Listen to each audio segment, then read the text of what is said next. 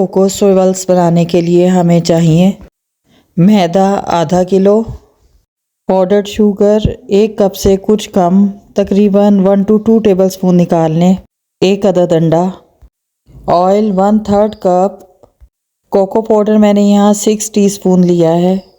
इसके अलावा हमें पानी चाहिए तकरीबन आधा गिलास। वनीला एसेंस इस्तेमाल करेंगे 1 टीस्पून और बेकिंग पाउडर 2 टीस्पून। अब अंडे में पाउडर शुगर डालकर इसको बीट कर लेंगे। इसके लिए हैंड विस्क या फिर आप कोई स्पून भी इस्तेमाल कर सकती हैं, बस ये अच्छा सा मिक्स हो जाए। तकरीबन 2 से 3 मिनट तक इसे बीट करेंगे। बीट करने का मकसद ये है कि अंडे के साथ अच्छी सी मिक्स हो जाए चीनी। इसके बाद हम इसमें डालेंगे ऑयल, और जो पानी है हम आधा गिलास से भी कोशिश करेंगे कि थोड़ा सा रोक कर इस्तेमाल करें। अब इस वेट मिक्सचर को हम फिर अच्छा सा मिक्स करेंगे कि सारी चीज़ें एक सी हो जाएं। और इसी वेट मिक्सचर में हम डालेंगे वनीला एसेंस 1 टीस्पून। अब मैदे में ऐड करेंगे 2 टीस्पून बेकिंग पाउडर, जैसा कि मैंने पहले भी आपको बताया है। इसको अच्छा सा मिक्स करेंगे और फिर जो वेट लिक्विड हमने तैयार किया है उस मिक्सचर से हमने इस डो को गूंदना है। थोड़ा थोड़ा डाल के गूंदेंगे। मैंने यहाँ पे शुरू में हाथ से मिक्स किया, लेकिन ये हाथ को चिपक रहा था, तो मुझे बेहतर लगा कि मैं इसे स्पून या स्पैचुला की मदद से इसकी डो बना लूँ।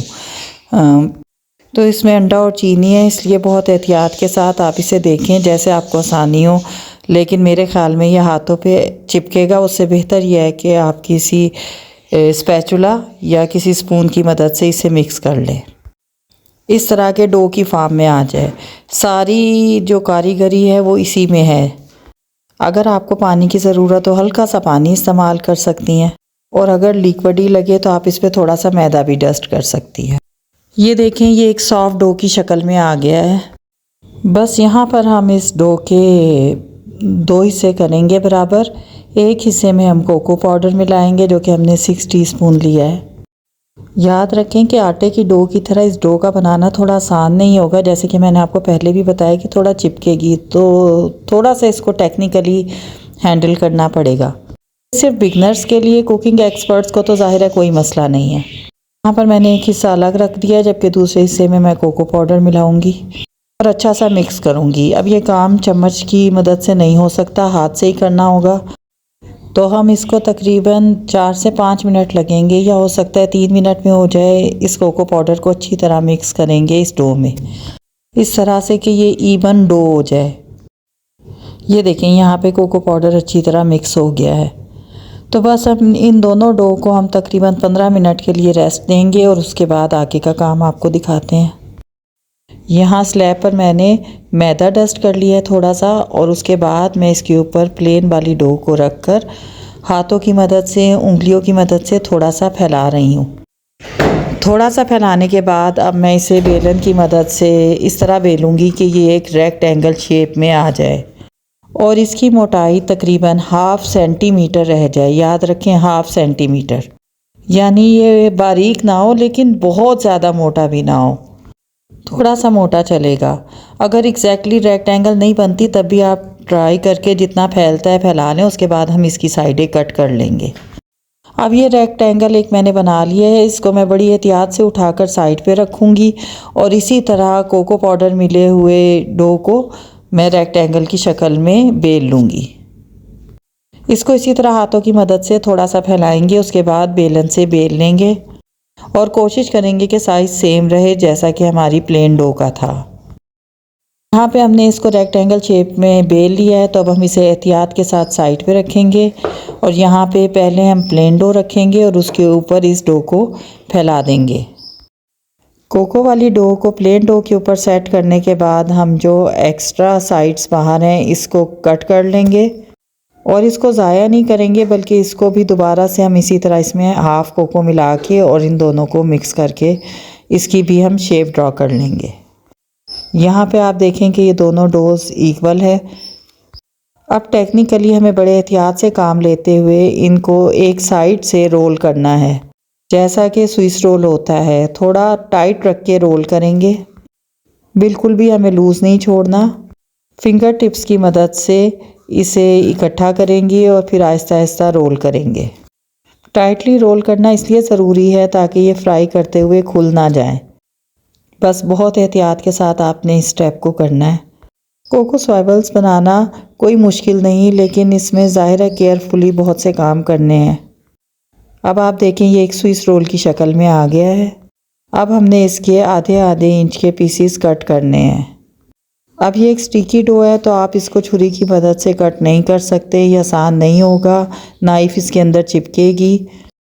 तो बेहतर तरीका ये है कि नाइफ़ की मदद से आधे आधे इंच के ऊपर निशान लगा लें। जब आप निशान लगा लें तो इसके बाद आप थ्रेड को 2 से 3 दफ़ा बल दें, यानी सिंगल थ्रेड नहीं 2 से 3 थ्रेड मिला के इकट्ठा करें और उससे इसको अच्छी तरह कट कर लें। आप देख रहे हैं कि मैं इसको नीचे तक कट कर रही हूँ, क्योंकि आप कहीं से भी छोड़ेंगे तो इसको फिर काटना आसान नहीं होगा। हर हिस्से को थ्रेड से काटने के बाद जो बेस इसकी जुड़ी रह जाए उसको नाइफ़ से कट कर लें। इस तरह हमारे ये सारे सॉयबल्स बहुत नीटली कट हो जाएंगे। आप ये देखें यहाँ पे मैंने किस कदर खूबसूरत कटिंग करके ये सारे सॉयबल्स तैयार कर लिए हैं। तो अब हमने इन्हें फ्राई करना है। इसके लिए आप इसे फ्राई पैन में फ्राई कर सकते हैं, मगर यहाँ हमने कढ़ाई में ऑयल को मीडियम फ्लेम पर गरम कर लिया है। मीडियम फ्लेम पर गरम करने के बाद मैंने इसको लो मीडियम कर दिया है। ऑयल बस इतना गर्म हो कि जब ये सॉयबल्स हम उसके अंदर डालें तो उसमें से बबल्स नज़र आए, लेकिन सॉयबल्स नीचे बैठ जाएं। इनको तकरीबन 7 से 9 मिनट चाहिए फ्राई टाइम। 2 मिनट तक ये नीचे बैठे रहेंगे। 2 मिनट के बाद ये ऊपर सतह पर आ जाएंगे और उसके 2 से ढाई मिनट के बाद एक साइड हो जाए तो हम इसे पलट देंगे और उसके बाद दूसरी साइड से। क्योंकि ये मैदा है, इसको बहुत अच्छी तरह पकना है, तो हमने बहुत ध्यान रखना है कि ये कच्चे ना रहें। इनकी साइड्स पे हल्का सा कलर आ जाएगा तो उससे अंदाज़ा होगा कि ये हो गए हैं। बहरहाल टोटल टाइम इनका दोनों तरफ से फ्राई करके तकरीबन 7 to 9 मिनट है। एक और बात, कढ़ाई या फ्राइंग पैन को आपने ओवरलोडेड नहीं करना, क्योंकि जब ये फ्राई होंगे तो इनका साइज़ तकरीबन 1-1 इंच बढ़ जाएगा। तो इस हिसाब से उसमें स्पेस रहनी चाहिए, अदरवाइज़ ओवरलोडेड होकर ये टूट जाएंगे। दूसरी बात, डीप फ्राई होंगे, शैलो फ्राई नहीं होंगे। वैसे तो इसमें बहुत कॉस्टली कोई चीज़ इस्तेमाल नहीं होती, लेकिन वाहिद चीज़ जो थोड़ी इस्तेमाल होती है वो ये फ्राइंग में ऑयल है। लेकिन फिर भी इसका बजट बहुत कम है बाज़ार से मिलने वाले सॉयबल से।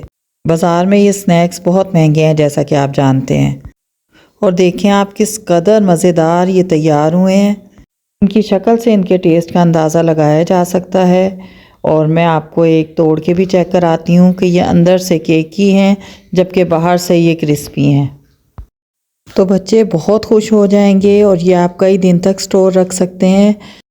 ज़रूर ट्राई करें। और अगर आपको हमारी ये रेसिपी पसंद आई हो तो हमारे चैनल को सब्सक्राइब कर दें और हमारी वीडियोस को लाइक